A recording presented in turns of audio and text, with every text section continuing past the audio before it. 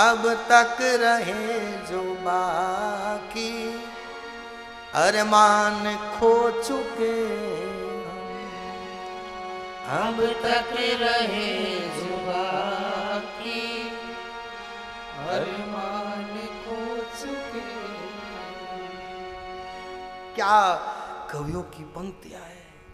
और पिए और पिए और पिए।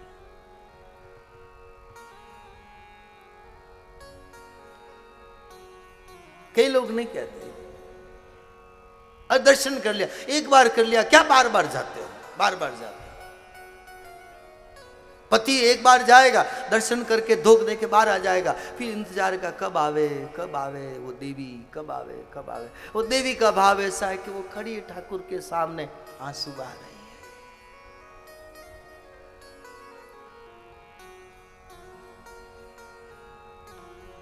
फिर आएगा, फिर बरसेगा, कहेगा इतनी देर से मैं इंतजार कर रहा हूं, इतनी देर तू कहां थी कहां थी कहां थी। लेकिन उसके भाव को कौन समझे। फिर पंक्ति ले लो, सौदा ही है ये ऐसा, सौदा ही है ये ऐसा, किसकी समझ में आए, किसकी समझ में आए। सौदा ही है ये ऐसा, किसकी समझ में आए। सौदा ही है ये ऐसा, किसकी समझ में आए, किसकी समझ में आए। फिर पत्नी कहती है, पी करके खुद ही देखो, पी करके खुद ही देखो, ऐलान कर चुके हम, पी करके खुद ही देखो, ऐलान कर चुके हम। पी करके खुद ही देखो, ऐलान कर चुके हम, पी करके खुद ही देखो, ऐलान कर चुके हम। ऊंचे में तेरे आके बदनाम हो चुके हम, ऊंचे में तेरे आके बदनाम हो चुके हम। गलियों में तेरे आके बदनाम हो चुके हम, गलियों में तेरे आके बदनाम हो चुके हम। ऐसी पिलाई साथी कुर्बान हो चुके हम, ऐसी पिलाई साथी कुर्बान हो चुके हम।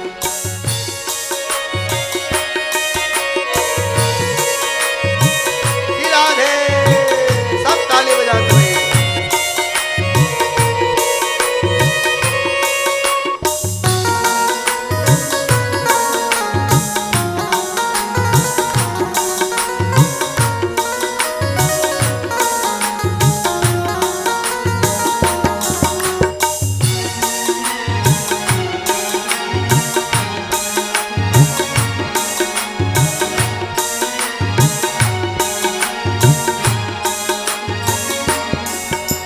पी करके खुद ही देखो, ऐलान कर चुके हम, पी करके खुद ही देखो, ऐलान कर चुके।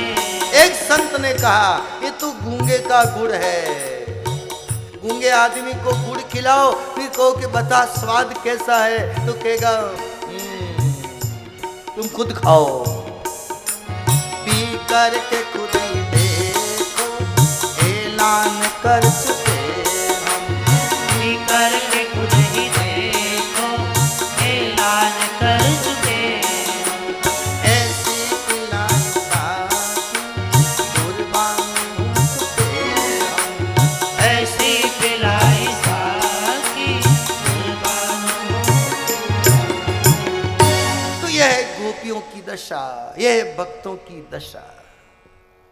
जब तन की विस्मृति हो जाए, जब संसार की विस्मृति हो जाए और परमात्मा की स्मृति अखंड हो जाए, तब समझना भागवत का सार मिल गया। भागवत का सार मिल गया। तो कथा के बाद ये भाव हमारा बने और इस भूमि पर आकर के प्रार्थना करें, भगवान हमारी झोली खाली है, अभी तक वो भाव नहीं बना, अब कृपा करो, अब कृपा करो। संसार के विषयों ने, संसार की चकाचौंध ने, संसार की लोलुपता ने हे भगवान आपसे दूर कर दिया। किसी पुण्य के प्रभाव से, अनंत जन्मों के पुण्य के प्रभाव से तेरे धाम में आकर के कथा सुनने का मौका मिला। भगवान अब तो हाथ पकड़ो, अब तो हाथ पकड़ो, निकालो इस संसार के दलदल से बाहर। 7 दिन के बाद जब विदा हो तो मुड़ मुड़ के मंदिर की ध्वजा को देखना पड़े, दूर तक अभी तक नजर आ रही है, अभी तक नजर आ रही है, अभी तक नजर आ रही है। और जो ट्रेन में आए होंगे 4 बजे, आपको द्वारिका में जैसे ही प्रवेश करी होगी, तब ध्वजा देखते ही कितने लोगों का मन प्रसन्न हुआ होगा। वो ध्वजा, मंदिर दिख गया, मंदिर दिख गया, मंदिर दिख गया। क्या नहीं हो रहा है? ये प्रमाण है, प्रमाण है। जाएंगे तब ऐसा लगेगा जैसे कोई अपने प्रिय व्यक्ति को छोड़ के जा रहे हैं, छोड़ के जा रहे हैं। ये भाव, और सब कुछ खेल है भाव जगत का। मुझे कुल मिला के इस कथा के माध्यम से यही कहना है, इन 3 घंटे में जो मुझे मिल रहा है समय में, मूल पाठ तो महाराज श्री हमारे कर ही रहे। पूरी भागवत बिल्कुल विधि विधान के अनुरूप आपकी भागवत हो रही है। मैं तो भागवत के ऊपर थोड़ी चर्चा कर रहा हूं, सत्संग हो रहा है, सत्संग हो रहा है। हम क्या भागवत करें? भागवत तो सुखदेव जी ने करी है। हम क्या कथा करें? कथा तो हनुमान जी ने करी है, कथा तो तुलसी जी ने करी है, कथा तो शिव जी ने करी है, कथा तो काकभूषण जी ने करी है। हम क्या कथा करें उसकी? तो सूत जी महाराज शौनक जी के बीच में संवाद, और इसी के अनुरूप हम निवेदन कर रहे हैं कि नारद जी सभी तीर्थों में घूमते हुए आए बद्रिकाश्रम में। तब नारद जी का चेहरा उदास देखकर सनत कुमारों ने पूछा, आप क्यों उदास हो? कुतस चिंता तुरो भवा, आप क्यों दुखी हो, किस चिंता में हो? तब नारद जी ने कहा, भगवान हम सब जगह घूम करके आया हूं, कलयुग का प्रभाव देख करके, और सब लोगों को दुखी देखा, सब दुखी, सब दुखी, सब दुखी। और सभी तीर्थों में भ्रमण करते करते मैं आया वृंदावन। एक स्त्री का दर्शन हुआ, नाम था भक्ति। उस स्त्री ने मुझे आवाज लगाई, बो साधो, हे साधो, हे साधो। मैं जब निकट गए, क्षणम तिष्ठ, ठहर जाओ। देवी आप कौन है? उस स्त्री ने बड़ा उदास चेहरा लेकर के कहा, मेरा नाम भक्ति है। अब ध्यान देना, प्रसंग को कहानी रूप से समझ लेना, फिर इसका अर्थ समझ लेना। स्त्री कह रही है मेरा नाम भक्ति है। ये दो कौन है? जमीन पर मूर्छित पड़े हैं। ये एक का नाम ज्ञान है, एक का नाम वैराग्य है। दोनों बूढ़े हो गए, वृद्ध हो गए, मूर्छित हो गए। मेरा नाम भक्ति है। द्रविड़ देश में मेरा जन्म हुआ, महाराष्ट्र में परिपालन हुआ, गुजरात में जाते जाते जीर्ण शीर्ण हुई, वृंदावन में आई तो मैं पुष्ट हो गई, क्योंकि कृष्ण की प्रेम भूमि है। और ज्ञान और वैराग्य दोनों मूर्छित है। अब ये कहानी का एक रूपक है। ज्ञान कहां होता है? ज्ञान कोई रूप लेके थोड़ी आता है। एक पुरुष के अंदर, एक स्त्री के अंदर, मनुष्य जाति में कहते हैं कि ज्ञान भी अंदर है, वैराग्य भी अंदर है, भक्ति भी अंदर है। समझाने के लिए बाहर कथा है। जब भक्ति जवान होती है, ज्ञान वैराग्य मूर्छित हो जाते हैं, मूर्छित हो जाते हैं। यानी इतना मीरा जी की भक्ति परवान पर चढ़ी तो 9 लाख का हार महत्व का नहीं है, महलों के सुख महत्व के नहीं है, ये भाव बन गया। ज्ञान वैराग्य मूर्छित, भक्ति जवान, बेटे बूढ़े। ऐसा कभी होता है दुनिया में? कहीं आपको नजर आया कि मां जवान हो, बेटे बूढ़े हो गए हो? ऐसा नहीं होता है। अध्यात्म जगत में यह होता है, बेटे जवान हो जाते हैं, बूढ़े हो जाते हैं, मां जवान हो जाती है। इसलिए शबरी जी को भगवान राम ने एक शब्द का प्रयोग किया। शबरी जी करीब 90 साल की उम्र में भगवान राम उसकी कुटिया में आए। कभी कुटिया में नहीं सोई, लेकिन भगवान राम ने शबरी जी को देखा, लकड़ी के सहारे चलने वाली 90 साल की एक बुढ़िया, लेकिन राम ने संबोधन क्या किया?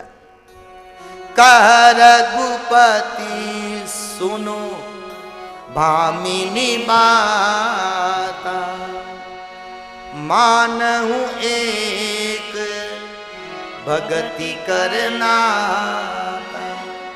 भामिनी, भामिनी का अर्थ जवान। शरीर बूढ़ा है शबरी का, लेकिन भक्ति जो है वो जवान है।